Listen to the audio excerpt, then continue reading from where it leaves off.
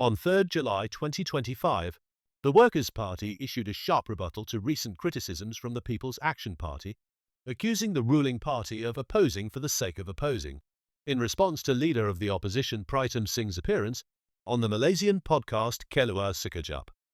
You want to be Prime Minister of Singapore? No.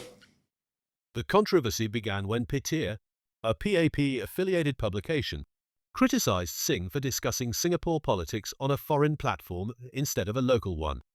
In the 24th June podcast, Singh declared he had no intention of becoming Prime Minister, saying his mission was to normalise the idea of an opposition and to build a credible alternative to the PAP. He warned against risky gambles, like positioning oneself as a PM in waiting without public demand, and rejected the idea of safe seats for the opposition. Petir described Singh's appearance as strange and unpatriotic, citing past incidents, including an alleged meeting between WP members and Malaysian religious figure Nur Daros. It accused WP of failing to fully disclose the meeting and criticised WP candidate Pritam Singh for remarks on a minority PM, which Petir claimed misrepresented the PAP's stance. The PAP later issued an official statement titled "Politics Should Stop at the Water's Edge," warning against using foreign media to influence domestic opinion. It invoked Singapore's 1960s racial unrest as a cautionary tale and questioned Singh's judgment and national loyalty. In its rebuttal, the WP stated that public response to Singh's podcast had been positive and clarified that Singh never denounced Singapore but engaged in an open, fair discussion. As the leader of the opposition and not part of the executive branch, WP argued Singh is not bound by diplomatic norms. The party called out a double standard, noting that PAP leaders have long engaged with foreign media without similar criticism, and their appearances often bolster Singapore's international image.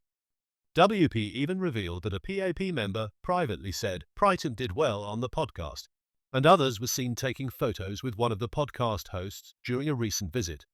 These actions would lead any Singaporean to an irresistible conclusion: that the leader of the opposition's appearance on the podcast had no detrimental impact whatsoever on Singapore's national interests, the statement read. On the Nur Daros issue, WP said it had already clarified publicly that no promises were made.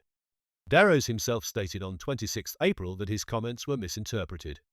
Regarding Pritam Singh's comments, the party asserted they reflected public perception rather than a misrepresentation of policy.